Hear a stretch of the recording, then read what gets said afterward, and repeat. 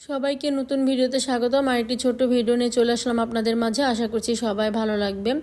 এই তো দুপুরবেলা খাওয়া দাওয়ার পরে চলে এসেছি পুরান বাড়িতে। এখানে আমাদের বেশ অনেকগুলো আমের গাছ আছে। 2টা গাছের আম আজকে পাড়া হবে। আম কিন্তু প্রায় সবই পেকে গিয়েছে।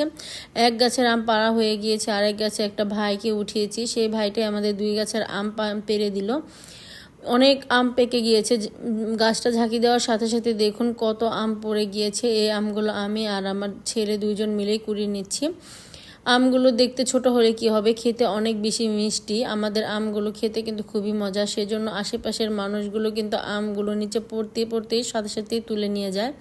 আমরা একটা আমও পাই না, সেজন্য আপনাদের ভাইয়া বললো আজকে অনেকগুলো আম পেড়ে নেব।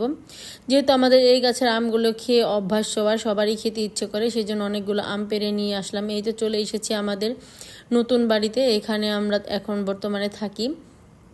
পুরান বাড়িতে থেকে বেশি দিন না, মাত্র 2-3 মাস হবে এই বাড়িতে এসেছি। আর আপনাদের ভাই তো এই বাড়িতে প্রচুর পরিমাণ ফুলের গাছ লাগিয়েছে। আর আগে